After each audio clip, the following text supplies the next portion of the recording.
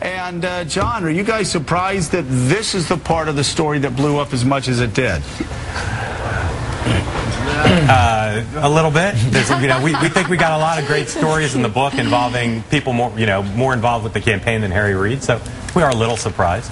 And we weren't, frankly, Joe. I mean, to be honest, when we made the lists of all the things that we thought were the biggest news in the book, this was not at the top of the list. Although, given the racial climate of the country, in some ways, we're not surprised that people have reacted in a strong way. All right, let's bring some context into this conversation because we've heard a lot of different points of view, a lot of Democrats saying nothing to see here. Joining us on the set, the professor of sociology at Georgetown University, Eric Dyson, and also chief political correspondent for Politico, Mike Allen, who's here with Politico's morning playbook. Professor, nothing to see here because official Washington is saying there is nothing to be worried about. Well, what is there to see here? Well, I'm quite frankly stunned. I never knew that this would be the... Oh, I'm sorry, I was trying to get rid of my Negro dialect. I didn't want that Negro dialect. What is a Negro dialect, You tell me, bro. I don't know. Is it like this? What's up? You know what I'm saying? Is it like this?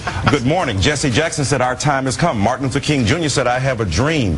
Colin Powell speaks. What is a Negro dialect? I think the Democrats here are morally weak. They are noxious to me because on the one hand, you don't have to play into the Trent Lott versus Harry Reid thing because you can see a bunch of differences there. The reality is this, though. We have a president who is loath to speak about race. He would rather talk about anything but race. And I think his personal discomfort should not be a stand-in for his bully pulpit use here to say, look, I can accept Harry Reid's apology, but let's explore what Harry Reid said. Harry Reid talked about light-skinned Negroes. Do most white Americans know that there's a huge war, even in black America, between light-skinned versus dark-skinned, or what a Negro dialect is?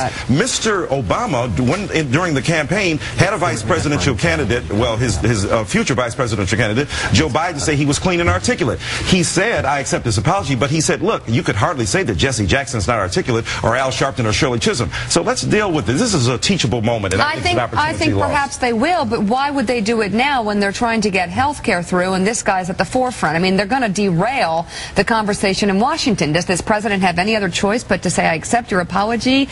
But you can accept the apology but say this is a teachable moment. Why wait to a crisis to illuminate the landscape here? And I think that, to be honest, the Republicans are given a high hand here because our side refuses to say anything that is even intelligible or coherent about the issue of race and to sweep it under the carpet as if it makes no difference. If a white Republican had said this would be huge news. They would be making hay out of it, calling for his resignation. I think we're hypocrites and we're morally weak here. Well, that's a great point about the Democrat establishment's incentives. But what about others? Harry Reid has been saying that he was caught by surprise, that this was supposed to be, he didn't know that he was on the record. Doesn't that make it worse? Doesn't that make you wonder what else he says when he thinks he's not on the record? How is that a defense? Negro reality, Negro thinking. And again, what I've been trying to say all morning is the fact people are saying, well, he said it in a positive way or either.